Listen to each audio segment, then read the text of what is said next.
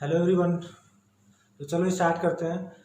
Solution of test जो P block का test था ना, पी ब्लॉक का कौन सा टेस्ट नंबर 6, टेस्ट 6 था। इसका सॉल्यूशन देखते हैं लोग। किसका था? पी ब्लॉक का। ठीक है, तो देखो फर्स्ट क्वेश्चन क्या था इसमें। Cl2 reacts with concentrate sodium hydroxide. Cl2 किससे रिएक्ट कर रहा है? फर्स्ट क्वेश्चन क्या था? Cl2 react with concentrate sodium hydroxide. ठीक है, तो जो प्रोडक्ट बनेगा उसमें वो बोला जा रहा है कि जो ऑक्सीडेशन नंबर होगा क्लोरीन का, जीरो से कहाँ तक चेंज होगा। तो ये एस ब्लॉक में रिएक्शन दिखाया गया था कि ऑक्सीडेशन नंबर इसका कहाँ तक चेंज होगा। तो क्लोरीन क्या क्या बनता है, यहाँ से NaCl बनता है, और क्या बनता है NaClO3 बनता था। तो यहाँ से देखो Cl माइनस आ जाएगा, Cl माइनस ऑक्सीडेशन नंबर कितना आ जाएगा -1, और यहाँ पे ऑक्सीडेशन नंबर निकालोगे तो क्या आ जाएगा +5। तो देखो तीन ऑप्शन दिए हुए हैं, चार, तो जीरो से minus, zero to -1, zero to +3। तो इसमें फोर्थ ऑप्शन जो है वो दिया हुआ है जीरो से -1 टू जीरो टू क्या होगा, जीरो टू -1 और जीरो टू +5, जीरो टू -1 और जीरो टू +5। तो ये फर्स्ट क्वेश्चन हो जाएगा, समझ में आ गया। ये रिएक्शन देखो ये वाला याद रखना था कि Cl2 रिएक्शन अगर कॉन्सेंट्रेट NaOH से कराते हैं तो ये बनता है, अगर क्या करते हैं डाइल्यूट और क्या डाइल्यूट और कोल्ड NaOH से कराएंगे तो क्या आएगा NaCl आएगा और NaOCl आता था, NaOCl आता था। ठीक है, तो देख लेना इसको। नेक्स्ट क्वेश्चन देखो, सेकंड नंबर क्या कह रहा है। Which of the following compounds nitrogen exhibit highest oxidation state? Highest oxidation state बताना है किसमें है। Highest oxidation state, highest oxidation number किसका? नाइट्रोजन का। नाइट्रोजन का ऑक्सीडेशन नंबर हाईएस्ट किसमें होगा? तो कौन कौन सा कंपाउंड दिया वो देखो। एक दिया वो ये ऑप्शन में N3H, NH2OH और N2H4 और NH3। तो सब में देखो यहाँ पे नया ऑक्सीडेशन नंबर तो निकाल ही सकते हो। यहाँ से क्या आ जाएगा माइनस, नाइट्रोजन का ऑक्सीडेशन नंबर क्या आएगा -3 आएगा।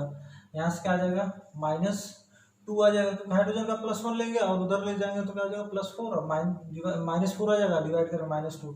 यहाँ से NH2 माइनस होता है, NH2 माइनस हुआ, उधर ले जाएंगे तो ये क्या आ जाएगा प्लस, तो +1 आएगा, माइनस है ना। ठीक है, यहाँ से NH2 माइनस होगा तो +2 उधर जाएगा तो -3। यहाँ से भी आंसर क्या आएगा -3 आएगा नाइट्रोजन का। और यहाँ पे निकालोगे तो यहाँ पे -1 बाई क्या आएगा 3 आएगा। तो सबसे हाईएस्ट ऑक्सीडेशन नंबर किस में हो जाएगा? हाईएस्ट ऑक्सीडेशन नंबर नाइट्रोजन कौन सा हो जाएगा? N3H हो जाएगा। N3H में क्या हो जाएगा सबसे हाईएस्ट ऑक्सीडेशन नंबर आ जाएगा। इजी क्वेश्चन है। थर्ड क्वेश्चन देखते हैं हम लोग।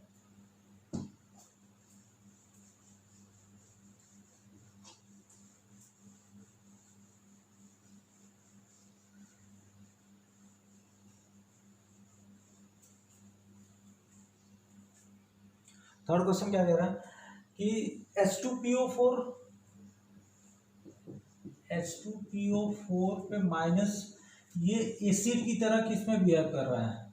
तीन रिएक्शन दिया हुआ है और उसमें पूछा जा रहा है कि एसिड की तरह किसमें बिहेव करेगा। तो देखो कौन कौन सा रिएक्शन दिया हुआ, रिएक्शन लिख लेते हैं। H3PO4 plus H2O first reaction है,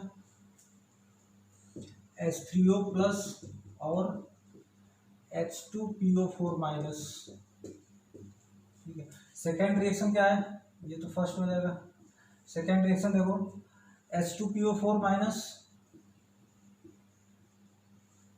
प्लस H2O,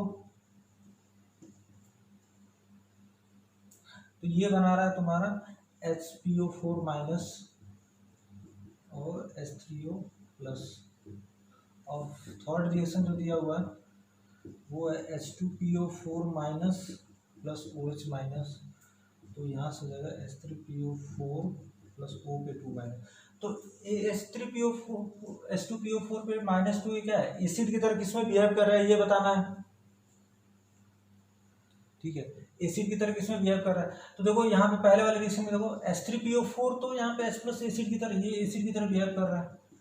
बट हमें क्या बताना है, H2PO4 माइनस जिसमें एसिड की तरह बिहेव कर रहा है। तो यहाँ पे H2PO4 माइनस कहाँ है, यहाँ पे है। तो अगर इसको देखेंगे ये एसिड का पार्ट है तो ये क्या हो जाएगा, कॉन्जुगेट बेस हो जाएगा। ये क्या हो जाएगा, कॉन्जुगेट बेस हो जाएगा। तो ये तो बेस की तरह बिहेव कर रहा है ना, एसिड की तरह बिहेव नहीं कर रहा है। यहाँ पे आ जाओ, H2PO4 माइनस से ये क्या कर रहा है, H+ रिलीज कर रहा है। तो यहाँ पे ये क्या होगा, एसिड की तरह बिहेव कर, क्योंकि H+ रिलीज करके क्या बनेगा, HPO4 पे यहाँ पे 2 माइनस है, HPO4 पे क्या हो जाएगा 2 माइनस हो जाता है। ये वाला आंसर हो जाएगा। और देखो H2PO4 माइनस है, यहाँ पे OH माइनस, तो ये तुम्हें लग रहा है कि देखो ये H2PO4 ये H+ गेन करके H3PO4 बन रहा है। यहाँ से H+ जो रिलीज कर रहा है वो कौन रिलीज कर रहा है, OH माइनस। तो ये यहाँ पे एसिड है, ये यहाँ पे क्या है, बेस है H2PO4 माइनस। तो केवल एक ही ऑप्शन है जिसमें ये H2PO4 माइनस क्या हो रहा है, एज अ किससे बिहेव कर रहा है, एसिड की तरह से बिहेव कर रहा है। समझ में आ गया।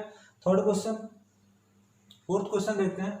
फोर्थ क्वेश्चन क्या कह रहा है कि ये बॉन्ड एंगल कंपेयर करना है तुम्हारा। डिफरेंट डिफरेंट टाइप का क्या दिया हुआ है, ClO2 दिया हुआ है, ठीक है। बॉन्ड एंगल का क्या बताना है, ऑर्डर बताना है। नेक्स्ट 4 नंबर क्वेश्चन देखो, ऑर्डर ऑफ बॉन्ड एंगल। तो क्या क्या दिया हुआ वो देख लेते हैं। ClO2 एक है निगेटिव, ClO2 और एक है Cl2O। तो तीनों का स्ट्रक्चर ड्रॉ कर लेते हैं। इन तीनों में बॉन्ड एंगल कंपेयर करना है। तो पहले देखो ऐसे क्वेश्चंस में क्या करो, पहले स्ट्रक्चर ड्रॉ करने की कोशिश करो। तो ClO2 माइनस है, तो ClO2 माइनस का अगर स्ट्रक्चर ड्रॉ करेंगे तो क्या आएगा, क्लोरीन है, क्लोरीन को सेंट्रल एटम ले लेंगे। 2 ऑक्सीजन जुड़े हुए हैं तो 2 ऑक्सीजन डबल बॉन्ड से जुड़ जाएंगे। निगेटिव चार्ज किस पे आ जाएगा, निगेटिव चार्ज मान लो क्या आ जाएगा, क्लोरीन पे ले लो, ठीक है। Cl क्या हो जाएगा, O2O निगेटिव। तो इस पे कितने इलेक्ट्रॉन आ जाएंगे, अगर मान लो ऑक्सीजन ऑक्सीजन डबल बॉन्ड बना ले रहा है तो यहाँ पे कितने इलेक्ट्रॉन हो जाएंगे। या फिर एक काम करो, ऑक्सीजन पे एक निगेटिव ले लेते हैं। एक निगेटिव किस पे ले लिए, ऑक्सीजन पे ले लिए, ClO2, ठीक है। तो ऑक्सीजन पे निगेटिव, तो क्लोरीन के आउटर सेल में कितने होते हैं, 4 इलेक्ट्रॉन, 7 इलेक्ट्रॉन होते हैं। तो 2 लोन पेयर हो जाएंगे। इसमें कितना हो जाएगा, 2 लोन पेयर हो जाएगा। चलो ClO2 का अगर स्ट्रक्चर बनाएंगे तो ये तो न्यूट्रल है, तो यहाँ पे ये डबल बॉन्ड आएगा। यहाँ पे कितने इलेक्ट्रॉन होंगे, 3 इलेक्ट्रॉन होंगे। और ClO2 को बनाना है तो यहाँ पे O सेंट्रल एटम हो गया, ये क्लोरीन हो गया और ये क्लोरीन हो गया। तो यहाँ पे देखो ऑक्सीजन के पास तो 6 इलेक्ट्रॉन होते हैं, तो 2 लोन पेयर इधर और ये क्लोरीन, तो ये तीनों का स्ट्रक्चर हो गया। तो पहले देखो बॉन्ड एंगल तीनों क्या लग रहा है, V शेप टाइप के लग रहे हैं तीनों तीनों। अब देखो इसमें इस वाले में इलेक्ट्रॉन कितने हैं, केवल 3 इलेक्ट्रॉन का रिपल्सन है, 3 इलेक्ट्रॉन रिपल्सन। इनमें तो दोनों में क्या है, 4 इलेक्ट्रॉन का है। तो सबसे ज्यादा बॉन्ड एंगल मान लो ये है, तो सबसे ज्यादा बॉन्ड एंगल किसमें हो जाएगा, ClO2 में हो जाएगा। ClO2 में बॉन्ड एंगल क्या आएगा, सबसे ज्यादा आ जाएगा, क्योंकि 3 इलेक्ट्रॉन है तो 3 इलेक्ट्रॉन का रिपल्सन क्या आएगा, कम आएगा। दूसरा देख लो ClO2 पे माइनस, यहाँ पे देखो यहाँ पे 4 इलेक्ट्रॉन है, 4 इलेक्ट्रॉन। अब यहाँ पे डिसाइड करेंगे हम लोग, बताया था मैंने केमिकल बॉन्डिंग में क्या करते हैं, केवल लो बॉन्ड पेयर के जो इलेक्ट्रॉन होते हैं उनका प्रेजेंस कहाँ पे होता है, उसके हिसाब से हम क्या कर सकते हैं, आंसर डिसाइड कर सकते हैं। तो ये देखो ऑक्सीजन क्या है, मोर इलेक्ट्रोनिगेटिव है ना, तो इलेक्ट्रॉन किसकी साइड में रहेंगे, ऑक्सीजन की साइड में ज्यादा रहेंगे। तो ऑक्सीजन की साइड में ज्यादा रहेंगे तो देखो डिस्टेंस इनका क्या होता है, कम होता है। ऑक्सीजन की साइड में तो डिस्टेंस क्या आएगा इलेक्ट्रॉन के, तो रिपल्सन क्या आएगा, फोर्स ऑफ रिपल्सन ज्यादा आएगा, तो एंगल क्या आ जाएगा, ज्यादा आ जाएगा। जो बॉन्ड पेयर के इलेक्ट्रॉन है ऑक्सीजन के डायरेक्शन में रहेंगे, मोर इलेक्ट्रोनिगेटिव, इसलिए इनके बीच में क्या होगा, एंगल क्या होगा, डिस्टेंस क्या है कम है तो फोर्स ऑफ रिपल्सन क्या आएगा, ज्यादा, और एंगल क्या आएगा, ज्यादा आएगा। तो सबसे ज्यादा कौन सा, OCl2 हो जाएगा। देन उसके बाद से कौन सा आ जाएगा, ClO2 माइनस हो जाएगा। तो ये ऑर्डर आ जाएगा। देखो इसमें कौन सा ऑप्शन में है, तो ये ऑप्शन है तुम्हारा डी ऑप्शन है, ठीक है, ClO2, बी आंसर इसका क्या हो जाएगा, करेक्ट हो जाएगा। क्लियर हो गया एंगल का। नेक्स्ट क्वेश्चन देखते हैं 5 नंबर।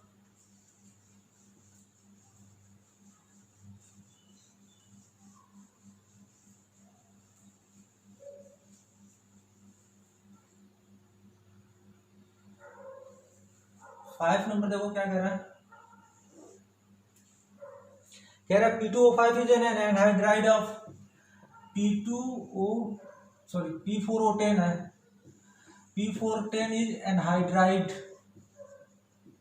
P4O10 क्या है, एनहाइड्राइड है। किसका एनहाइड्राइड है, और ढेर सारे कंपाउंड दिए हुए हैं, H3PO2, H3PO3, H3PO4 और H2P2O7। तो एनहाइड्राइड का मतलब क्या होता है?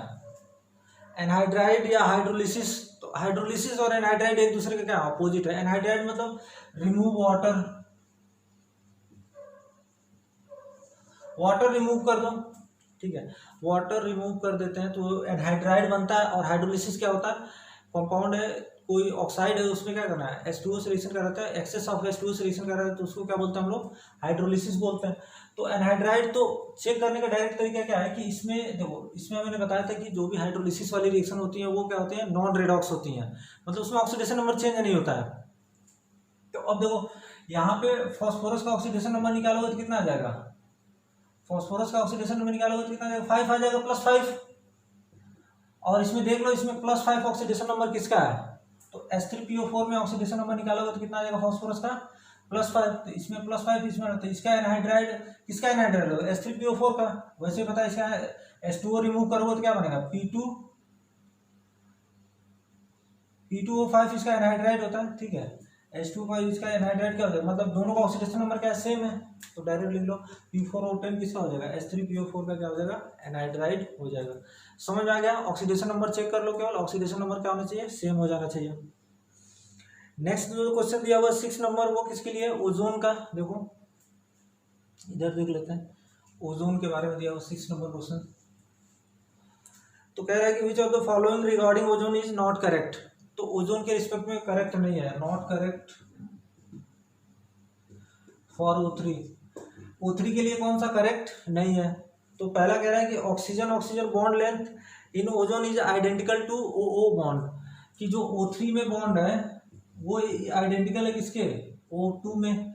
तो देखो स्ट्रक्चर तो डिफरेंट होता है ना, OO में तो पूरा कंप्लीट डबल बॉन्ड होता है, और O3 में क्या होता है? एक डबल बॉन्ड होता है, एक कोऑर्डिनेट बॉन्ड होता है। एक कोऑर्डिनेट बॉन्ड को हम क्या लिख सकते हैं? माइनस, इसको प्लस लिख सकते हैं। तो यहाँ पे कॉन्जुगेशन होता है, कॉन्जुगेशन होने की वजह से पार्शियल डबल बॉन्ड आता है। ये जो डबल बॉन्ड आता है वो क्या आता है? पार्शियल डबल बॉन्ड आता है, ठीक है। तो आइडेंटिकल तो नहीं हुआ, O2 में जैसा बॉन्ड है उस तरह का क्या हुआ? आइडेंटिकल नहीं है, आइडेंटिकल नहीं है, ठीक है। समझ में आ गया? तो ये पहला वाला स्टेटमेंट ही क्या हो जाएगा? इनकरेक्ट हो जाएगा।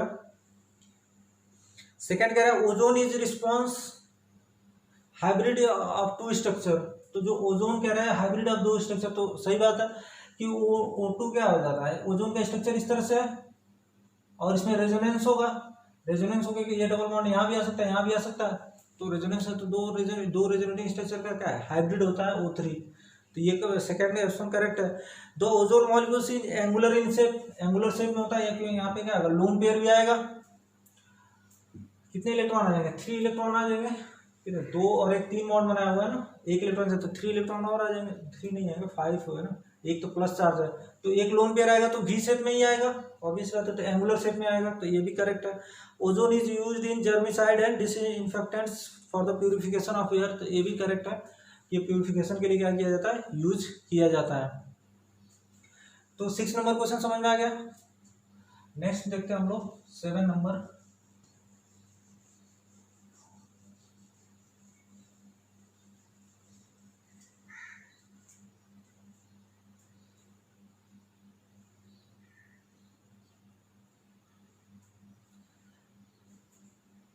सेवन नंबर क्वेश्चन देखो, कह रहा है which of the reaction is not feasible. कौन सा रिएक्शन इसमें से फिजिबल नहीं है फॉर जीनॉन। जीनॉन के रिस्पेक्ट में कौन सा क्या है? फिजिबल नहीं है। जीनॉन के रिस्पेक्ट में क्या है? कौन सा फिजिबल नहीं है? अब दो देखो, तो रिएक्शन पहले लिख लेते हैं। पहला रिएक्शन क्या दिया हुआ? HCO3 प्लस 6HF, ये बन रहा है HCF6 प्लस 3H2O। सेकेंड जो रिएक्शन दिया हुआ क्या दिया हुआ? HCF4 plus 6H2O 2HC plus HCO3 plus HF, coefficient नहीं लिख रहा हूँ मैं, O2। थर्ड रिएक्शन दिया हुआ है HCF2 प्लस H2O, ये दिया हुआ है HC plus HF plus O2, और एक रिएक्शन और दिया हुआ फोर्थ HCF6 प्लस RbHCF7। तो इसमें देखो ये क्या होता है कि मैंने बताया था कि जिनोन के फ्लोराइड का जो हाइड्रोलिसिस होता है ना, इसका आंसर ये देना है कि इसमें से कौन सा फिजिबल नहीं है। तो जिनोन के फ्लोराइड का जो हाइड्रोलिसिस था उसकी रिएक्शन बहुत ही ज़्यादा एक्सोथर्मिक होती है, वो रेडॉक्स रिएक्शन होता है उसका। हाइड्रोलिसिस क्या होता है? रेडॉक्स होता है उसका। हाइड्रोलिसिस क्या होता है? रेडॉक्स होता है। और कुछ रेडॉक्स नहीं था, बट मैक्सिमम क्या था? रेडॉक्स था। तो यहाँ पे देखो HCl4 का हाइड्रोलिसिस हो रहा है, तो हाइड्रोलिसिस हो रहा है, इसमें ऑक्सीडेशन नंबर चेंज हो रहा है, HCHCO3 HF42। तो ये क्या है? करेक्ट है, ये फिजिबल है। HCF2 और H2O है, तो ये भी क्या, ये भी लिखाया था मैंने नोट्स में, ये क्या है? फिजिबल होता है। HCF6 RBO है, तो ये देखो RB प्लस में चला जाएगा, और F माइनस, तो F माइनस अगर मान लो ये क्या होता है? HCF6 पे एक निगेटिव आ सकता है, HCF7 पे क्या हो जाएगा? एक निगेटिव आ सकता है, तो ये भी एग्जिस्ट करता है। ठीक है, ये वाला रिएक्शन एग्जिस्ट नहीं करता, फिजिबल नहीं होता। क्यों? क्योंकि HCF6 में जो ये प्रोडक्ट बन रहा है ना, तो ये इस डायरेक्शन में क्या होगा? ज़्यादा हाइड्रोलिसिस करेगा। HCF6 हाइड्रोजन के फ्लोराइड का जो हाइड्रोलिसिस होता है ये इजिली होता है, इजिली हाइड्रोलिसिस होता है, बहुत ही क्या होता है? एक्सोथर्मिक होता है, हीट क्या हो रही है। ये बैकवर्ड डायरेक्शन में ज़्यादा फिजिबल है, बैकवर्ड डायरेक्शन फिजिबल, तो इस डायरेक्शन में क्या होगा? फिजिबल नहीं होगा। तो आंसर कौन सा हो जाएगा? ये हो जाएगा कि इसका हाइड्रोलिसिस क्या होता है? फिजिबल नहीं होगा। समझ में आ गया होगा 7 नंबर। चलो 8 नंबर क्वेश्चन देखते हैं।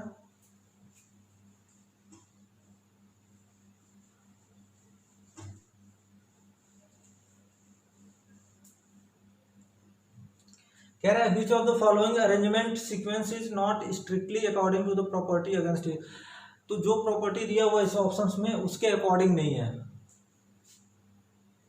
8 number, not according to the property, जो प्रॉपर्टी दिया हुआ उसके अकॉर्डिंग नहीं है। कौन कौन सा नहीं है? तो एक एक करके ऑप्शन देखते हैं। तो पहला दिया हुआ है देखो, CO2 greater than SiO2 greater than SnO2 greater than PbO2। तो ये बोला जा रहा है क्या है? Increasing order of oxidizing power. Oxidizing power का क्या है? ऑक्सीडाइजिंग पावर का क्या है? ऑर्डर है। ऑक्सीडाइजिंग पावर का क्या है? ऑर्डर है। तो देखो CO2 हो जाएगा SO2। तो इधर देखो ऑक्सीडाइजिंग पावर क्या हो जाएगा? मतलब ऑक्सीडाइजिंग पावर मतलब उसका क्या होना चाहिए? रिडक्शन। उसका क्या होना चाहिए? रिडक्शन होना चाहिए। और एक मिनट रुक जाओ। ठीक है, देखो इसमें क्या बोला जा रहा है? CO2 SiO2 SnO2 PbO2 है। तो इसमें ऑक्सीडाइजिंग पावर का ऑर्डर बताना। तो ऑक्सीडाइजिंग पावर कौन सा हो जाएगा? उसका क्या होना चाहिए? रिडक्शन होना चाहिए। रिडक्शन मतलब तुम्हारा ऑक्सीडेशन नंबर क्या होना चाहिए? डिक्रीज होना चाहिए। तो देखो इसमें कौन कौन सा ऑक्सीडेशन नंबर में? +4 में, +4 में, +4 में और +4 में। तो इनर्ट पेयर इफेक्ट पड़ा था। ये कार्बन वाला ग्रुप है, कार्बन वाले ग्रुप में क्या होता है? ये +4 ऑक्सीडेशन स्टेट में इतने स्टेबल नहीं होते, तो वो तुरंत किस में जाना चाहते हैं? +2 में जाना चाहते हैं। तो वो किन के लिए रहता है? लास्ट में SnPb में आता है, PB में ज़्यादा आता है। नीचे जाने पे क्या होता है? +2 वाले क्या होते हैं? स्टेबल होते हैं। तो PB में क्या होता है? +2 वाला स्टेबल होता है, तो +4 से P+2 में जाना चाहेगा। ये +4 में से +2 जाना चाहेगा तो रिडक्शन करना चाहेगा, और रिडक्शन करना चाहेगा तो इसका ऑक्सीडाइजिंग पावर का ऑर्डर ये आ जाएगा। तो ये करेक्ट है। समझ में आ गया? ये वाला क्या हो जाएगा? इनर्ट पेयर इफेक्ट की वजह से क्या हो जाएगा? ये क्या है? करेक्ट है, ये वाला, ए वाला ऑप्शन। चलो बी देखते हैं, बी क्या कह रहा है? बी है तुम्हारा HF HBr increasing order of acidic strength. HF HBr HCl पहले आएगा, HCl HBr देन HI। तो ये एसिडिक स्ट्रेंथ का ऑर्डर है, एसिडिक स्ट्रेंथ का ऑर्डर है, तो ये भी करेक्ट है। डाउन द ग्रुप यहाँ पे हाइड्रोक्साइड एसिड क्या है? H और I के बीच में बॉन्ड क्या होता है? वीक होता है। H और I के बीच में बॉन्ड वीक होता है, तो I-H+ क्या हो सकता है? आसानी से रिलीज हो सकता है, I- फॉर्म हो सकता है। तो एसिडिक स्ट्रेंथ का ऑर्डर करेक्ट है। बी ऑप्शन भी क्या है? करेक्ट है। सी देखो कह रहा है कि NH3 PH3 SH3 NH3 PH3 ASH3 और SbH3। तो ये कह रहा है बेसिक स्ट्रेंथ का ऑर्डर है, बेसिक स्ट्रेंथ, बेसिक स्ट्रेंथ का ऑर्डर है। तो ये चेक करो बेसिक स्ट्रेंथ, बेसिक स्ट्रेंथ क्या होता है? जो H+ मान लो गेन करें, H प्लस गेन करे तो H जो मेटल है, जो भी मतलब सेंट्रल एटम है उससे और H प्लस आएगा तो H और उस मेटल के बीच में बॉन्ड क्या होता है, स्ट्रांग होना चाहिए। तो सोचो यहाँ पे Sb है तो Sb का तो साइज ज़्यादा है, तो साइज ज़्यादा होने की वजह से जो H आएगा, H और Sb के बीच में बॉन्ड क्या होगा, वीक होगा, तो H प्लस गेन करना नहीं चाहेगा। तो ये Sb H प्लस गेन नहीं करना चाहेगा, तो इसका बेसिक नेचर क्या आएगा, कम आएगा। सबसे ज़्यादा बेसिक नेचर किसका होगा, NH3 का बेसिक नेचर ज़्यादा स्ट्रांग होगा, क्योंकि वो H प्लस गेन करेगा तो N और H के बीच का जो बॉन्ड होगा वो क्या होगा, N और H के बीच का बॉन्ड स्ट्रांग होगा, तो ये क्या हो जाएगा, इनकरेक्ट हो जाएगा। तो इनकरेक्ट ही पूछा गया था, तो NH3 SH3 में क्या हो जाएगा, ये वाला इनकरेक्ट हो जाएगा। लास्ट एक पूछा दिया गया है कि boron carbon nitrogen increasing order of ionization enthalpy.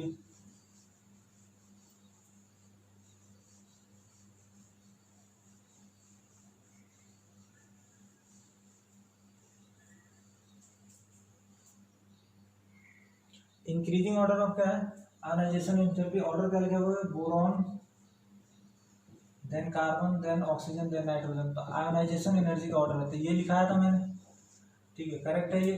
क्योंकि ऑक्सीजन से ज़्यादा किसका होता है, फर्स्ट आयनाइजेशन एनर्जी क्या होता है, सेकेंडरी पीरियड में नाइट्रोजन का क्या होता है, ज़्यादा होता है ऑक्सीजन से, तो करेक्ट है। बाकी तो लेफ्ट टू राइट जाने पे क्या होता है, इंक्रीज होता ही होता है आयनाइजेशन एनर्जी, सही है। चलो 9 नंबर क्वेश्चन देखते हैं। 9 नंबर क्या कह रहा है, HCF2 is iso structural with, HCF2 क्या है, आइसो स्ट्रक्चरल है, HCF2 is iso structural. HCF2 क्या है, आइसो स्ट्रक्चरल है किसके, ऑप्शन में कौन कौन से दिया हुआ है, ICl2 माइनस BCl3, SbCl3 है, SbCl3, BaCl2 और TeF2। चलो स्ट्रक्चर बना लेते हैं, इसमें bond pair lone pair count कर लो, वैसे स्ट्रक्चर पता चल जाएगा। तो 2 बॉन्ड पेयर हो गया, लोन पेयर कितना हो जाएगा, 8 इलेक्ट्रॉन होते हैं, 2 में से बॉन्ड बना दे तो बचे 6 में से बॉन्ड पेयर कितना हो गया, 2 + 3, 2 बॉन्ड पेयर 3 लोन पेयर हो गया। अब इसमें आ जाओ, ICl2 में 1 निगेटिव आ जाता है, तो 2 बॉन्ड पेयर और 8 इलेक्ट्रॉन हो गया, तो 3 लोन पेयर, तो ये भी क्या है, आइसो स्ट्रक्चरल हो जाएगा, यही आंसर हो जाएगा। क्योंकि 2 बॉन्ड पेयर 3 लोन पेयर इसमें आ रहा है, 2 बॉन्ड पेयर 3 लोन पेयर इसमें भी आ रहा है। SbCl3 में देखो 3 बॉन्ड पेयर और कितने इलेक्ट्रॉन होते हैं, 5 होते हैं, तो एक क्या आ जाएगा, लोन पेयर आ जाएगा, तो ये नहीं होगा। BaCl2 ये तो आयनिक हो जाएगा, BaCl2 क्या होता है, आयनिक नेचर का होता है। TeF2 में देखो बॉन्ड पेयर कितना होगा, 2 और 4 इलेक्ट्रॉन होंगे, तो 2 लोन पेयर आ जाएगा, तो ये भी नहीं होगा। तो आंसर कौन सा हो जाएगा, ICl2 क्या हो जाएगा, आइसो स्ट्रक्चरल हो जाएगा किसके, HCF2 के, तो ये करेक्ट हो जाएगा। 10 नंबर क्वेश्चन क्या कहना है,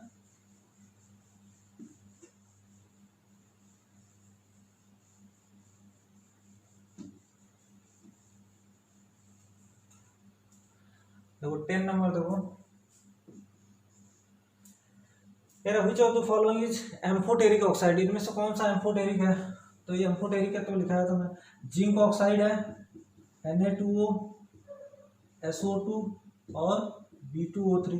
तो जिंक ऑक्साइड क्या होता है, एम्फोटेरिक होता है, एम्फोटेरिक पूछा गया है, एम्फोटेरिक, इसमें से एम्फोटेरिक कौन सा है, तो जिंक ऑक्साइड क्या हो जाएगा, एम्फोटेरिक ऑक्साइड हो जाएगा, समझ में आ गया। 11 नंबर देखो, 11 नंबर क्या है, the molecules of a noble gas do not process vibrational energy, noble gas has no vibrational energy, इसका रीजन क्या है, नोबल गैस के अंदर क्या वाइब्रेशनल एनर्जी नहीं होती है, इसका रीजन क्या है, देखिए chemically inert, is monoatomic, is diatomic, has completely filled cell.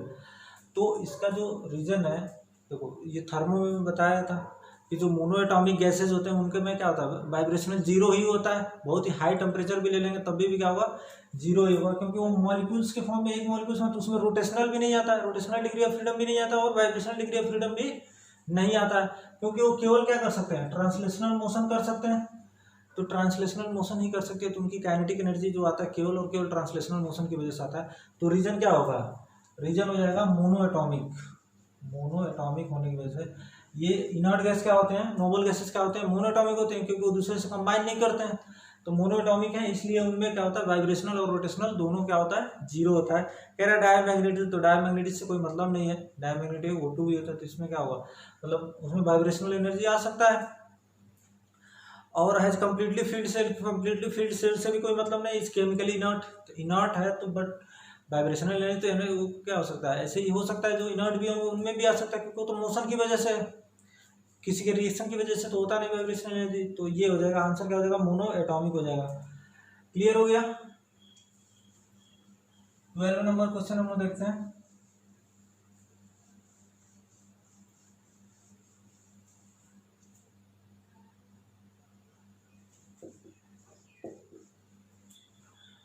Twelve number question देखो, विच of the following compound has most acidic, इसमें से बताना है तुम्हें, मोस्ट एसिडिक बताना है। मोस्ट एसिडिक कौन कौन सा दिया हुआ है, H2O3, P2O5, Sb2O3 और Bi2O3, Bi2O3। तो देख लो सारे ऑक्साइड हैं और सब सिमिलर टाइप के ऑक्साइड है, बस इसमें क्या है, P2O5 जो इसमें भी केवल ऑक्सीजन क्या है, ज़्यादा है, बाकी सब तो क्या है, सिमिलर टाइप के ऑक्साइड है। तो एक तो दो तरीके हो सकते हैं एसिडिक नेचर बताने के लिए, मैंने बोला था कि एक तो परसेंटेज ऑफ ऑक्सीजन भी देख सकते हो, कि परसेंटेज ऑफ ऑक्सीजन जिसमें ज़्यादा होता है वो क्या होता है, ज़्यादा एसिडिक ऑक्साइड होता है। बट उससे पहले तो आयोनाइजेशन एनर्जी देख लो, कि आयोनाइजेशन एनर्जी जिसकी सबसे कम होती है उसका क्या होता है, सॉरी ज़्यादा होगा जिसका acidic strength is directly proportional to क्या बताया था, आयोनाइजेशन एनर्जी। तो यहाँ पे तो चारों डिफरेंट एटम है, तो फास्फोरस की आयोनाइजेशन एनर्जी क्या है, सबसे ज़्यादा है। ग्रुप पे डाउन द ग्रुप जाने पे आयोनाइजेशन एनर्जी क्या होता है, डिक्रीज करता है, तो फास्फोरस की आयोनाइजेशन एनर्जी क्या है, ज़्यादा, फास्फोरस की आयोनाइजेशन एनर्जी ज़्यादा, तो इससे क्या हो जाएगा, सबसे ज़्यादा एसिडिक हो जाएगा। क्लियर हो गया। तो ये हो गया 12 नंबर। 13 देखो, कह रहा है atom P4 molecule phosphorus are arrange regularly in the following. तो जो P4 होता है, P4 मॉलिक्यूल्स के स्ट्रक्चर के बारे में बोला जा रहा है। P4 मॉलिक्यूल्स जो है, तो इसके स्ट्रक्चर के बारे में बोला जा रहा है कि इसका स्ट्रक्चर क्या, किस शेप में रहता है, क्या होता है, उसके बारे में स्टेटमेंट दिया हुआ। तो जो P4 का स्ट्रक्चर कह रहा है at corner of the cube, तो जब चारों फॉस्फोरस होता है तो वो क्यूब के कॉर्नर पे थोड़ा ना होता है, ऐसा स्ट्रक्चर तो होता नहीं है। P4 का स्ट्रक्चर इस तरह का नहीं होता, क्यूब के कॉर्नर पे फास्फोरस प्रेजेंट नहीं होता। कह रहा है कि ऑक्टाहेड्रन, तो ऑक्टाहेड्रन में टेट्राहेड्रन होता है, क्योंकि P4 जो था इस तरह का स्ट्रक्चर था। तो ये जो आता है ना यहाँ से, यहाँ पे अगर लोन पेयर रख दो तो ये बॉन्ड ये बॉन्ड ये बॉन्ड और एक लोन पेयर अगर मिलाओ तो ये क्या होता है, टेट्राहेड्रल का, इसका हाइब्रिडेशन क्या आएगा, sp3 आएगा। sp3 का शेप कैसा था, टेट्राहेड्रल, और उसी से डिराइव्ड हुआ है, एक लोन पेयर है ना, तो उसी से डिराइव्ड हुआ, तो ये तीनों बॉन्ड क्या होंगे, मतलब कुछ टेट्राहेड्रल शेप के आए गए हैं, और तीनों को कंबाइन कर दे रहे हैं ऐसे, मतलब चारों को एक दूसरे से जुड़े हुए हैं तो टेट्राहेड्रल होंगे। 3D में क्या होगा, टेट्राहेड्रल टाइप का होगा। तो आंसर कौन सा हो जाएगा, तो एट कॉर्नर्स ऑफ टेट्राहेड्रल, तो एक टेट्राहेड्रल बनाओगे, टेट्राहेड्रल में तो सबके क्या होगा, इस कॉर्नर इस कॉर्नर इस कॉर्नर इस कॉर्नर पे क्या होंगे, 4 फॉस्फोरस प्रेजेंट होंगे। 2D में नहीं होगा, 3D में होगा। ठीक है, तो क्या हो जाएगा, पहला ऑप्शन कह रहा है at corner of the cube, तो गलत है। एट कॉर्नर ऑफ ऑक्टाहेड्रन, तो ऑक्टाहेड्रन का नहीं होता ये, एट कॉर्नर ऑफ टेट्राहेड्रन, तो ये करेक्ट है। तो centre and the corner of tetrahedron, तो सेंटर पे नहीं होता है, सेंटर पे टेट्राहेड्रन के सेंटर पे नहीं होता, केवल क्या होता है, कॉर्नर पे क्या होता है, फास्फोरस प्रेजेंट होता है। तो आंसर कौन सा हो जाएगा, सी हो जाएगा। क्लियर हो गया। नेक्स्ट देखते हैं 14 नंबर।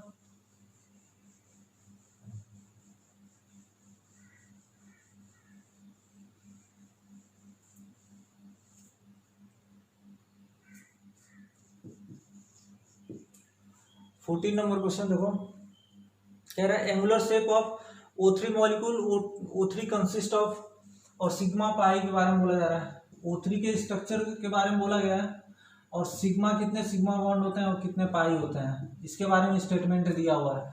तो मतलब ऑप्शन दिए हुए हैं, 2 सिग्मा 1 पाई, 1 सिग्मा 2 पाई, 2 सिग्मा 2 पाई 1 सिग्मा। तो इसका स्ट्रक्चर बना लेते हैं, देखते हैं O3 का स्ट्रक्चर क्या होता है। यहाँ पे वो एक डबल बॉन्ड होता है और यहाँ पे ये कोऑर्डिनेट करता है। इसको हम लोग ऐसे भी लिख सकते हैं, इसको ऐसे भी लिखा जा सकता है, ओ यहाँ से डबल बॉन्ड कर लो और यहाँ पे क्या लेते हैं कोवैलेंट, और यहाँ पे निगेटिव यहाँ पे प्लस, तो ये शेप में होता है। तो कितने सिग्मा कितने पाई होगा, एक 2 सिग्मा होगा 1 पाई, तो 2 सिग्मा और 1 पाई, ये क्या हो जाएगा O3 का स्ट्रक्चर हो जाएगा। तो आंसर कौन सा हो जाएगा इसमें, ए आंसर हो जाएगा कि 2 सिग्मा और 1 पाई हो गया। क्लियर हो गया यहाँ तक।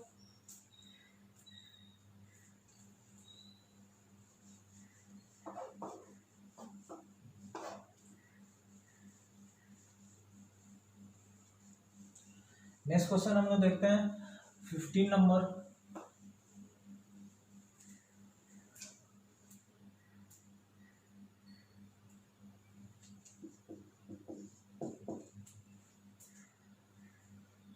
विच of the following arrangement do not have the correct trends indicated below. तो जो मतलब इसी तरह का क्वेश्चन है, ऑप्शंस दिए हुए हैं और उसमें बताना से कौन सा करेक्ट है, sorry not correct, not correct, कौन सा जो दिया हुआ उसके अकॉर्डिंग नहीं है, जो भी प्रॉपर्टी बोले जा रहा है। तो पहला क्या ऑप्शन दिया हुआ है, ये ऑप्शन क्या है कि F2Cl2 Br2 एंड I2 कह रहा है electron gain enthalpy, electron gain enthalpy. तो ये पहला ऑप्शन क्या है, करेक्ट है या इनकरेक्ट है, इनकरेक्ट हो जाएगा, क्योंकि क्लोरीन की इलेक्ट्रॉन एफिनिटी क्या होती है, ज़्यादा होती है किसके कंपैरिजन में, फ्लोरीन के कंपैरिजन में। तो ये क्या होगा, इनकरेक्ट हो जाएगा। बी देखो, बी कह रहा है कि F2Cl2 Br2 एंड I2 कह रहा है कि ये क्या है, bond dissociation energy, bond dissociation energy. तो ये बॉन्ड डिसोसिएशन एनर्जी भी नहीं है। बॉन्ड डिसोसिएशन एनर्जी का ऑर्डर क्या था, सबसे ज़्यादा एनर्जी किसकी लगती है, Cl2 का सबसे ज़्यादा होता है। बॉन्ड एनर्जी का जो ऑर्डर होता है वो क्या था, Cl2 का सबसे ज़्यादा, then Br2, then F2, then I2 होता था। तो ये भी क्या होगा, इनकरेक्ट। गलती से दोनों ऑप्शन क्या होगा, इनकरेक्ट हो, कोई एक ही यही आंसर था, ये Cl2 इधर होना चाहिए, तो वो गलत हुआ होगा। नेक्स्ट कह रहा है C option, F2Cl2 Br2, F2Cl2 Br2 I2, ये किसका कह रहा है, इलेक्ट्रोनिगेटिविटी।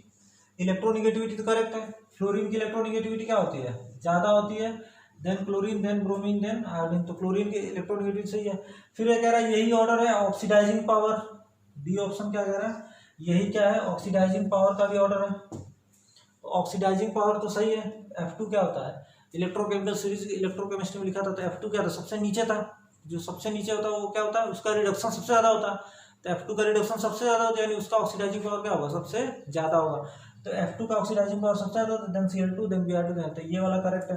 तो सी और डी क्या है, करेक्ट है। ये क्या पूछा गया था, ऑक्सीडाइजिंग पावर पूछा गया था, same F2Cl2 Br2 and I2। तो इनकरेक्ट कौन कौन सा होगा, ये वाला और ये वाला क्या है, इनकरेक्ट है। समझ में आ गया। नेक्स्ट देखते हैं हम लोग question number 16।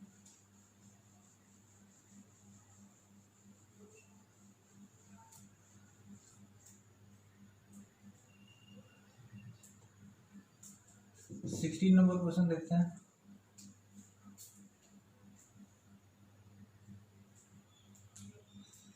Which is most easily liquefied,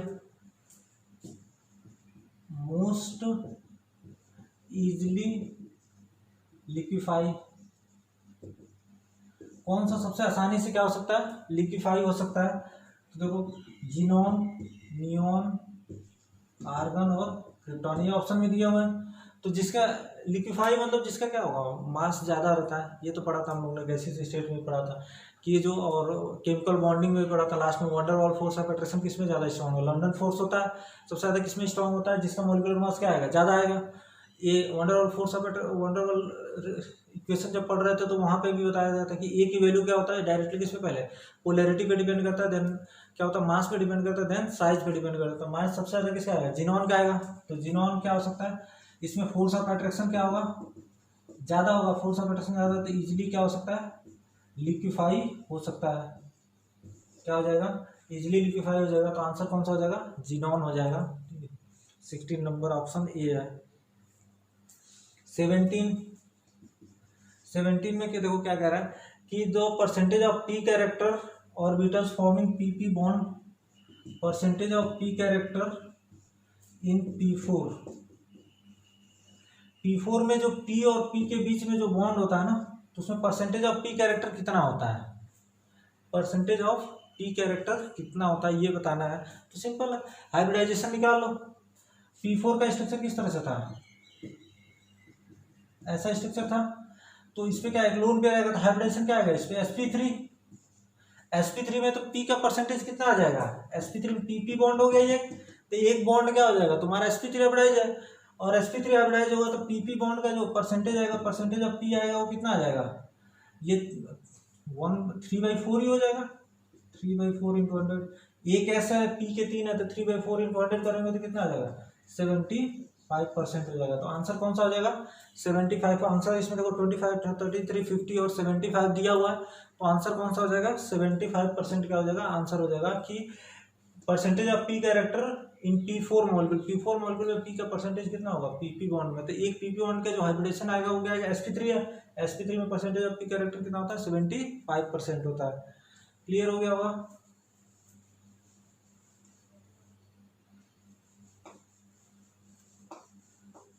next question हम लोग देखते हैं, क्वेश्चन नंबर 18।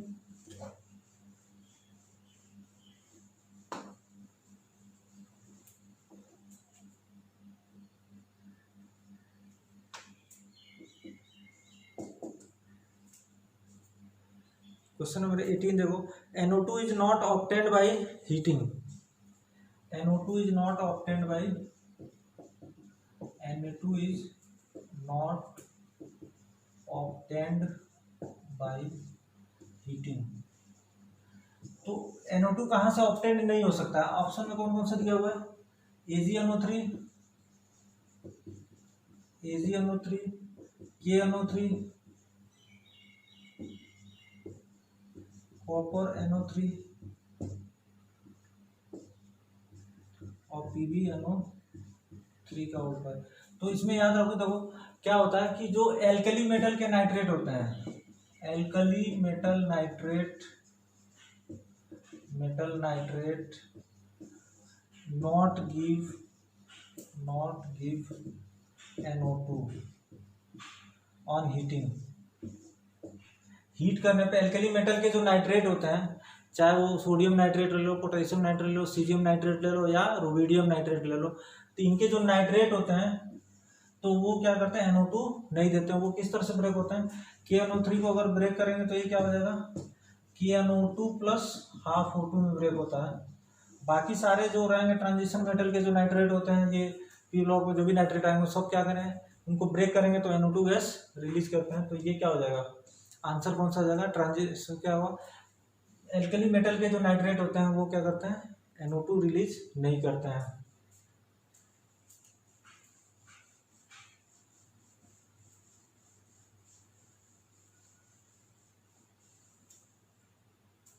एटीन नंबर हो गया। अब देखो 19 देखते हैं।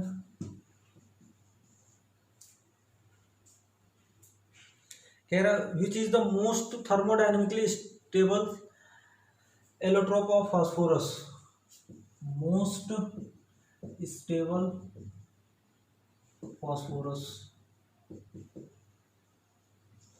तो फास्फोरस के क्या होता है, ढेर सारे होते हैं, red phosphorus, white phosphorus, black phosphorus, yellow phosphorus. तो उसमें सबसे ज्यादा रिएक्टिव क्या होता है, मोस्ट रिएक्टिव जो होता है, मोस्ट रिएक्टिव जो होता है वो कौन सा होता है, वो होता है व्हाइट फास्फोरस। और जो लीस्ट रिएक्टिव होता है, मतलब स्टेबल जो होता है, रिएक्टिव होता है, वो कौन सा होता है, ब्लैक होता है। लीस्ट रिएक्टिव जो होता है वो कौन सा, ब्लैक होता है। और जो मोस्ट रिएक्टिव होता है वो व्हाइट फास्फोरस होता है।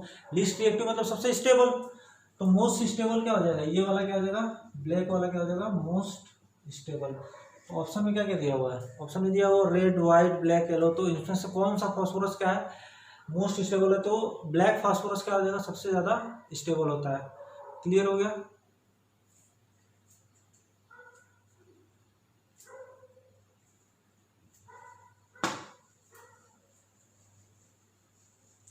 नाइनटीन, चलो 20 नंबर देखते हैं।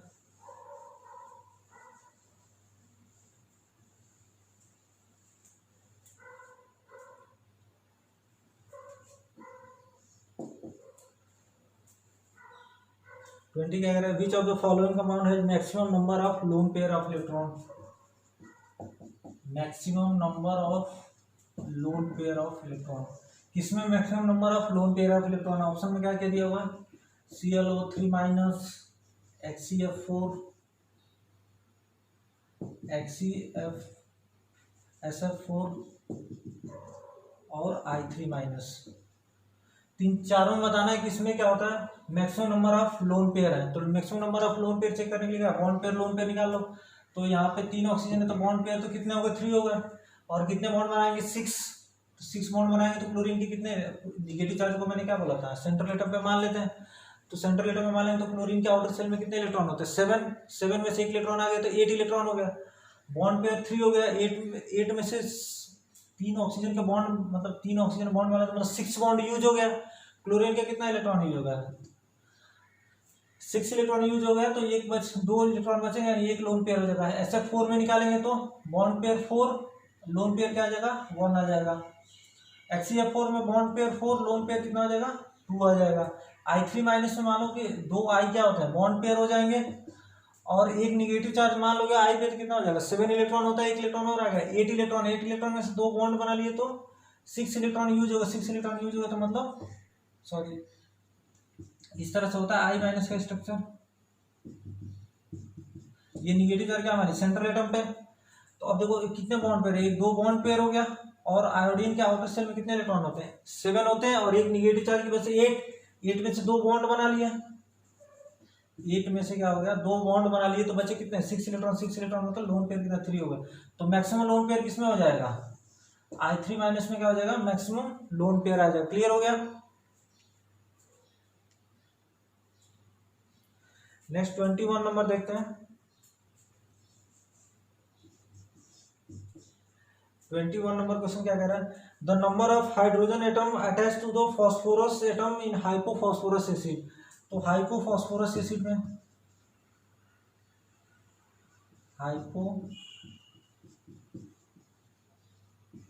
हाइपोफॉस्फोरस एसिड में कितने हाइड्रोजन है जो डायरेक्टली फॉस्फोरस से अटैच है।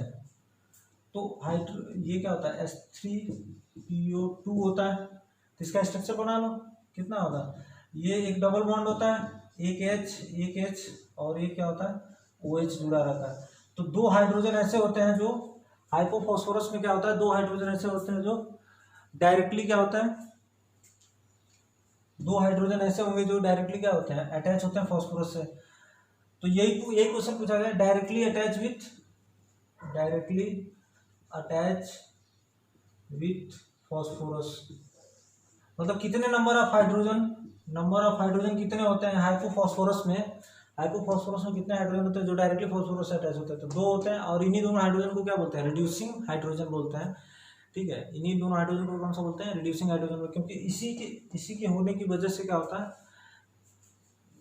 रिड्यूसिंग एजेंट की तरफ भी बिहेव कर सकता है, मतलब इसका ऑक्सीडेशन नंबर प्लस में आता है और वो ऑक्सीडेशन नंबर इंक्रीज कर सकता है।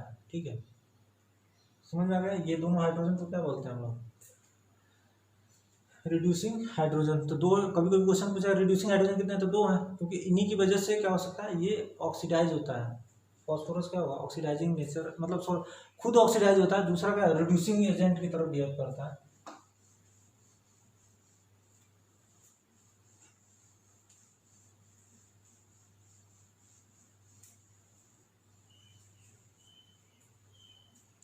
चलो ये 21 नंबर हो गया। बस इसमें पूछा गया था कितने हाइड्रोजन है जो डायरेक्टली क्या है, फॉस्फोरस से अटैच है। 22 नंबर देखते हैं, which of the following is not oxidise by O3। O3 से ऑक्सीडाइज कौन नहीं हो सकता है, not oxidised by O3। O3 से कौन ऑक्सीडाइज नहीं हो सकता, मतलब दूसरा क्या होना चाहिए, ऑक्सीडाइज होना चाहिए। ये तो क्या होता है, रिड्यूस होता है। ये O3 किस में जाता है, O2 में जाएगा, मतलब क्या हुआ, रिडक्शन हुआ। तो दूसरे को क्या करता है, ऑक्सीडाइज, क्योंकि ऑक्सीजन रिलीज होता है, नेसेंट ऑक्सीजन क्या होता है, रिलीज होता है। तो ये दूसरे को किसको ऑक्सीडाइज नहीं कर सकता है। तो कौन कौन सा आंसर दिया, KI FeSO4, KMnO4 और ये हो गया K2MnO4। तो देखो यहाँ पे इसका ऑक्सीडेशन नंबर क्या है -1, तो ये ऑक्सीडाइज हो सकता है +7 तक जा सकता है, तो ये करेक्ट है।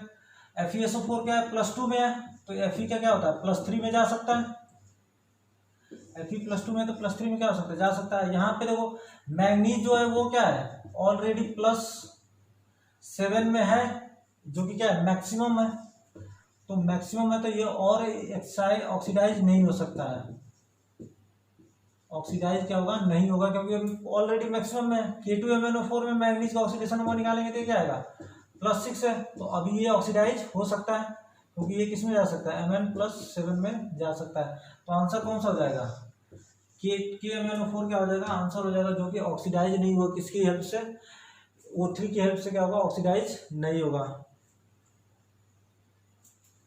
23 नंबर देखो, समझ में आ गया ये।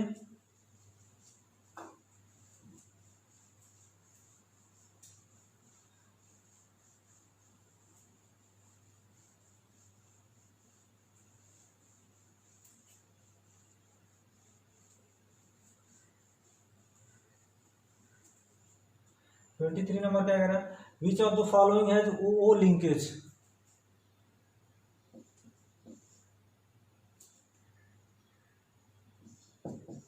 ओ लिंकेज, ओ लिंकेज किसमें क्या है प्रेजेंट है, ओ लिंकेज किसमें प्रेजेंट है, तो कंपाउंड कौन दिया जाए H2S2O6, H2S2O6, H2S2O8, H2S2O3 और H2S4O6। तो सबका स्ट्रक्चर बना लो, H2S2O6 का बनाओगे तो क्या आ जाएगा, तो यहाँ पे तो क्या कर लो 2 ऑक्सीजन रख लो, 3 ऑक्सीजन है ना, तो यहाँ पे OH आ जाएगा, 3 ऑक्सीजन रख देंगे, तो इसमें वो लिंकेज नहीं आ रहा है। H2S2O8 का बनाओगे तो कैसा स्ट्रक्चर आता है, इसमें तुम्हें परऑक्साइड रखना पड़ता है,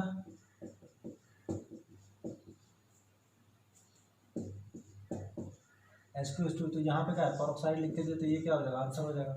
H2S2O3 का बना लो, एक तो क्या आएगा यहाँ पे SS बॉन्ड आएगा, एक इधर हो जाएगा, एक इधर OH, कितने ऑक्सीजन हो गए 2, और एक क्या हो जाएगा 3, तो एक 2 ही बॉन्ड बनाएगा, OH हो जाएंगे, 3 ऑक्सीजन है H2S2O3, इस टाइप का कुछ स्ट्रक्चर आएगा, मतलब वो बॉन्ड तो नहीं आएगा उसमें, चेक कर लेना एक बार इसको थोड़ा। H2S4O6 का क्या होता है, ये सोडियम टेट्राथायोनाइड टाइप का होता है, Na2S4O6 टाइप का, इसका स्ट्रक्चर कैसा होता है कि 4 S क्या होते हैं बीच में होते हैं, 1 ऑक्सीजन 2 ऑक्सीजन, यहाँ पे H हो गया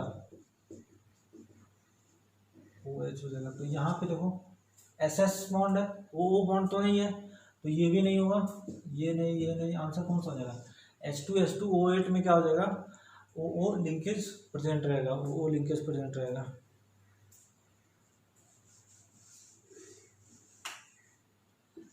ट्वेंटी फोर देखो,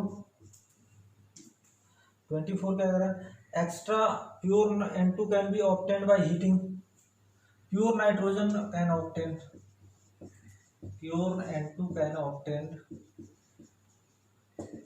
प्योर नाइट्रोजन कहाँ से ऑब्टेन्ड हो सकता है, तो देखो NH3CO, NH4NO3 अमोनियम कार्बोनेट, तो ये नाइट्रोजन के N वाला ग्रुप पढ़ रहे थे हम लोग, नाइट्रोजन ग्रुप पढ़ रहे थे, तो उसमें मैं बताया था N2 के लिए तो क्या प्योर नाइट्रोजन किससे आता है BNO3 से, ऑप्शन में क्या क्या दिया हुआ है NH3CO, इससे नहीं आएगा इतना, NH4NO3 से नाइट्रोजन तो आएगा बट प्योर नाइट्रोजन नहीं आता, अमोनियम कार्बोनेट Cr2O7 इससे भी N2 आता है लेकिन प्योर नहीं आएगा, नॉट प्योर, तो जो बेरियम नाइट्रेट होता है उससे क्या आता है N3BaN3 का होल प्लस एजाइड आयन होता है, तो यहाँ से क्या आता है जो N2 आता है वो क्या आता है प्योर नाइट्रोजन आता है। 24 हो गया, लास्ट दो 25 नंबर क्वेश्चन देखते हैं।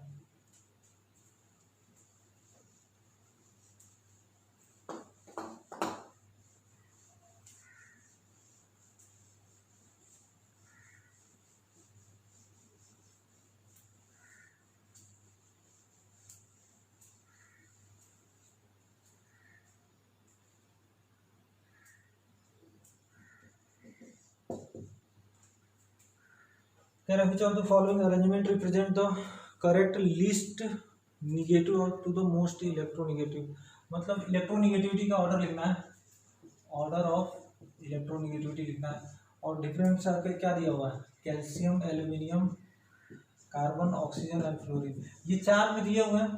ठीक है, ऑर्डर ऑफ इलेक्ट्रोनिगेटिविटी बताना है और अलग अलग ऑप्शन में क्या था, इधर उधर करके रीअरेंज करके दिया हुआ कि इलेक्ट्रोनिगेटिविटी का ऑर्डर क्या लिखना है। तो ये तो सिंपल है, सबसे क्या हो जाएगा, फ्लोरीन क्या होता है, सबसे मोस्ट इलेक्ट्रोनिगेटिव होता है, then oxygen, then carbon, then aluminium, then calcium. ये तो मेन इधर क्या होगा, सेकेंड पीरियड का ना, तो फ्लोरीन, ऑक्सीजन, कार्बन तो हो ही जाएंगे। ये तो ऑर्डर में ही लिखाया था मैंने, फोन कॉल, बारिश का, तो ये 3 तो होते हैं। अब एल्यूमिनियम कैल्शियम में कंपेयर करना है, ठीक है, एल्यूमिनियम और कैल्शियम में कंपेयर करना, तो ये क्या होता है, ये जो भी थर्ड पीरियड का एल्यूमिनियम हो गया, कैल्शियम क्या होगा, फोर्थ पीरियड का हो गया। और लेफ्ट में होता है ना, लेफ्ट टू राइट जाने पे क्या होता है, इलेक्ट्रोनिगेटिविटी वैसे ही बढ़ता है। तो एल्यूमिनियम का क्या आएगा, ज़्यादा आएगा किसी कंपेरिजन में, कैल्शियम के कंपेरिजन में इलेक्ट्रोनिगेटिविटी। ठीक है, 26 नंबर देखो, 26 नंबर क्वेश्चन,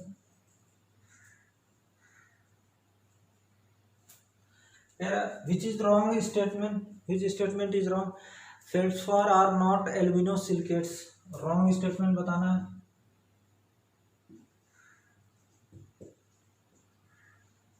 इसमें से कौन सा रॉन्ग है, तो फेल्डस्पार इज नॉट एल्यूमिनोसिलिकेट्स।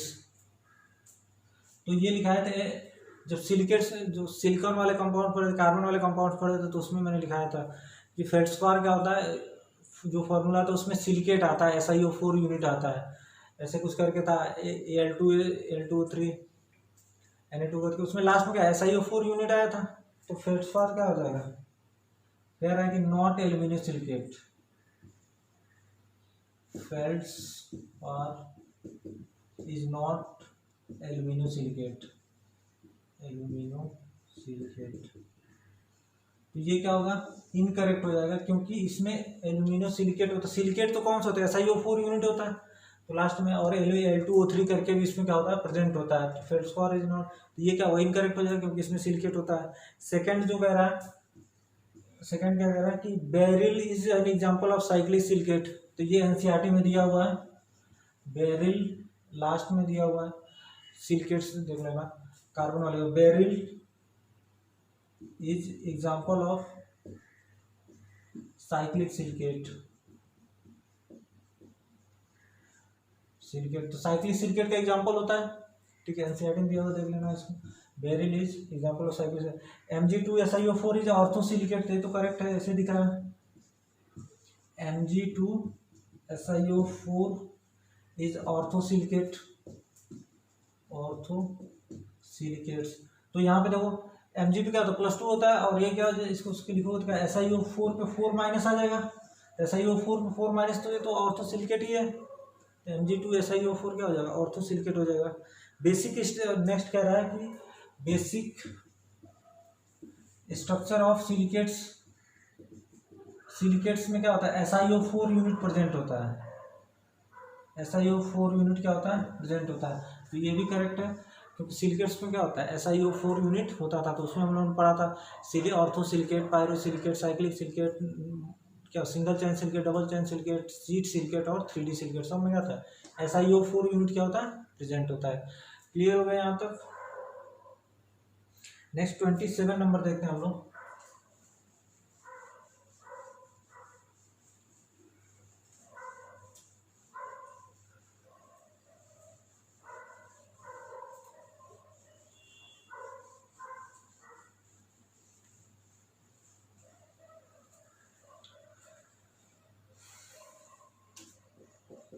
और 27 नंबर देखो क्या कह रहा है कि among the following substituted silanes in the one which give rise to cross linked silicon.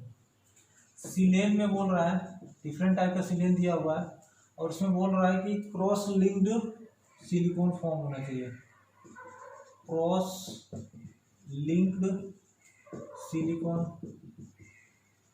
Form, cross linked, ये देखो सिलिकेट और सिलिकॉन्स जो केमिकल बॉन्डिंग में लिखाए थे वहाँ बताया था मैंने।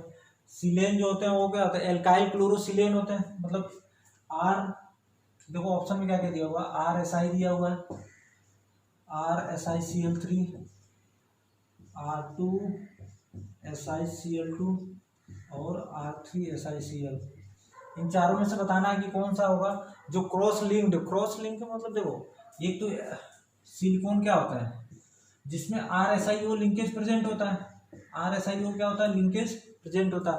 और ये क्या होनी चाहिए, क्रॉस लिंक्ड मतलब एक तो स्ट्रेट जाएंगे और उस चेन में क्या होगा, साइड चेन भी लगा होगा। तो मतलब देखो दो RSiCl3 से बनाया था हम लोगों ने, तो क्या बना था, RSiCl3 से बनाया था तो डबल चेन सिलिकेट बना था, मतलब एक सिंगल चेन है और उसमें क्या है, क्रॉस लगा हुआ है, क्रॉस लिंक्ड है। तो आंसर कौन सा हो जाएगा, इससे आया था तो डबल चेन आया था, डबल चेन पॉलीमर आया था, इससे आया था तो सिंगल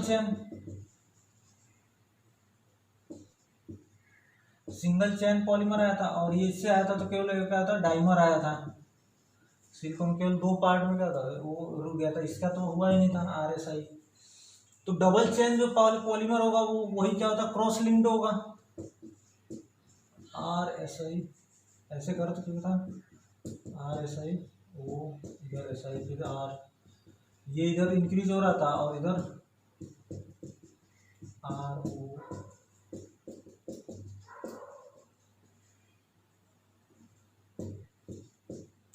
इस तरह से RSiO लिंकेज था, ये दो चेन में चलता जाएगा इधर इधर, तो इसी को हम लोग क्या बोलेंगे, क्रॉस लिंक्ड। तो क्रॉस लिंक्ड कहाँ से आएगा, RSiCl3 से आएगा, ये आंसर हो जाएगा। क्लियर हो गया। नेक्स्ट 28 नंबर क्वेश्चन देखते हैं।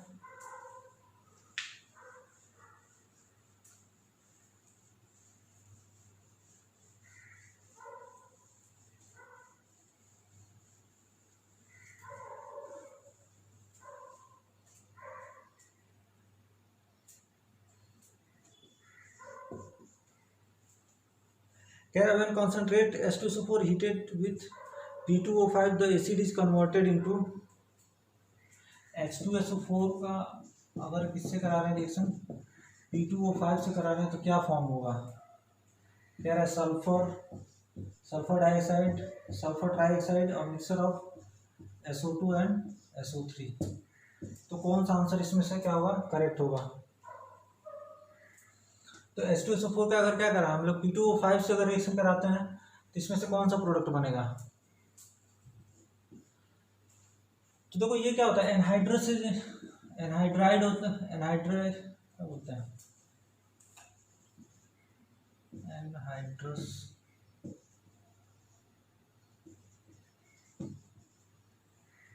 ये डिहाइड्रेटिंग एजेंट बोलते हैं, ठीक है, डिहाइड्रेटिंग एजेंट होता है। मतलब इनसे क्या होता है, वाटर रिमूव करते हैं, ठीक है, वाटर क्या करेंगे, रिमूव करेंगे। तो सोचो वाटर रिमूव होता है, डिहाइड्रेटिंग एजेंट मतलब वाटर क्या करेंगे, एनहाइड्राइड फॉर्म होता है। तो H2SO4 का एनहाइड्राइड कौन सा होगा, SO3 होगा। H2SO4 का एनहाइड्राइड क्या होगा, SO3 होगा, क्योंकि इसी का हाइड्रोलिसिस कराएंगे तो क्या बन जाएगा, H2SO4 बन जाएगा। ऑक्सीडेशन नंबर क्या होता है, चेंज नहीं होता। तो यहाँ पे इसका ऑक्सीडेशन नंबर +6 है, तो यहाँ पे इसका ऑक्सीडेशन नंबर क्या आएगा, +6 आएगा। तो एनहाइड्राइड क्या बनेगा, +6। तो आंसर कौन सा हो जाएगा, SO3 क्या हो जाएगा, करेक्ट आंसर हो जाएगा। P2O5 का डिहाइड्रेटिंग एजेंट है, तो वाटर क्या करेगा, रिमूव करेगा, वाटर रिमूव करते तो ऑक्सीडेशन नंबर चेंज होता नहीं है, तो क्या बनेगा, SO3 बन जाएगा। 28 का आंसर क्या हो जाएगा। 29 नंबर देखो, कह रहा है what are the expected from the disproportionation of hypochlorous acid. Hypochlorous acid क्या होता है, HOCl। तो इसका डिस्प्रोपोर्शनेशन कराना है, डिस्प्रोपोर्शनेशन। तो कौन सा प्रोडक्ट क्या हो सकता है, बन सकता है। तो इसमें पहला दिया हुआ है, देखते हो ऑप्शन, पहला दिया हुआ है HClO3 एंड Cl2O। यहाँ पे क्लोरीन का अगर ऑक्सीडेशन नंबर निकालेंगे तो कितना आएगा, क्लोरीन का अगर ऑक्सीडेशन नंबर निकालेंगे तो OCl माइनस होता है, तो इधर -2 क्या होगा, +1 होगा। क्लोरीन का ऑक्सीडेशन नंबर क्या होता है, +1 होता है। यहाँ पे HOCl में निकालोगे तो अब यहाँ पे +1 है, तो देख लो कि यार डिस्प्रोपोर्शनेशन एक डिक्रीज करना चाहिए कि इंक्रीज करना चाहिए। तो यहाँ पे ऑक्सीडेशन नंबर क्या आएगा, +5। और यहाँ पे अगर निकालोगे तो क्या आ जाएगा, Cl2O में क्या आ जाएगा, +1 ही आ जाएगा। तो ये तो डिस्प्रोपोर्शनेशन नहीं है। ये डिस्प्रोपोर्शनेशन नहीं है, क्योंकि एक तो इनके जो ये क्या कांस्टेंट है, एक कह रहा है कि HClO2 एंड HClO4, तो यहाँ का ऑक्सीडेशन नंबर +5 आएगा, यहाँ का ऑक्सीडेशन नंबर क्या आएगा +3 आएगा, तो दोनों ही इंक्रीज हो रहा है, दोनों ही इंक्रीज हो रहा है, तो वो भी डिस्प्रोपोर्शनेशन नहीं हो रहा है, तो ये भी आंसर नहीं होगा। नेक्स्ट क्या कह रहा है HCl and Cl2O, HCl and Cl2O, तो ये तो +1 में ही है और ये -1 में, तो एक डिक्रीज किया लेकिन ये क्या है बराबर है, तो ये भी डिस्प्रोपोर्शनेशन नहीं है। अगला ऑप्शन जो कह रहा है वो क्या कह रहा है HCl एंड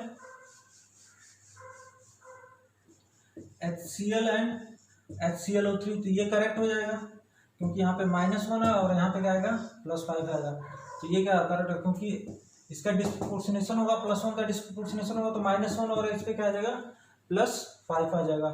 समझ में आ गया।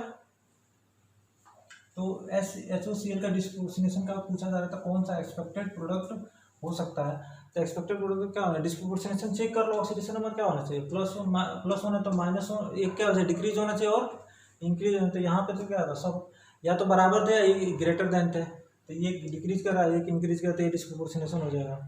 लास्ट देखो तुम्हारा 30 नंबर क्वेश्चन कह रहा है इन डिगोर methods separation of noble gas from the mixture of noble gas is kept into the account of charcoal at 173 kelvin के which of the following gases mixture is not observe from the absorb. तो ये बोला जा रहा है कि not absorb at charcoal, जब inert gas में से अगर मान लो सेपरेट करना होगा, इनर्ट गैस को सेपरेट करना होगा तो जो चारकोल पे एब्जॉर्ब नहीं हो तो वो वाला पूछा जा रहा है। तो ये मैंने नोट्स में लिखाया था, इनर्ट गैस पे जब पढ़ा रहे थे यानी ग्रुप बता रहा था तो उसमें बताया था कि कौन सा चारकोल पे एब्जॉर्ब नहीं होता है, तो कौन सा नहीं होता है, हीलियम नियॉन क्या होते हैं नॉट एब्जॉर्ब होता है, ये हीलियम और नियॉन क्या होते हैं एब्जॉर्ब नहीं होता है, बाकी इसके नीचे वाले सारे एब्जॉर्ब होंगे। तो पहला ऑप्शन क्या है आर्गन क्रिप्टॉन तो हो जाएगा, जिनॉन आर्गन हो जाएगा, हीलियम नियॉन क्या होगा नहीं एब्जॉर्ब होंगे, तो ये क्या हो जाएगा आंसर हो जाएगा, और जिनॉन क्रिप्टॉन दिया हुआ, तो आंसर कौन सा हो जाएगा सी आंसर हो जाएगा कि जिनॉन और ये एब्जॉर्ब नहीं होंगे। ठीक है, तो ये हुआ पी क्या है टेस्ट 6 का सॉल्यूशन पी ब्लॉक का। ठीक है, थैंक यू।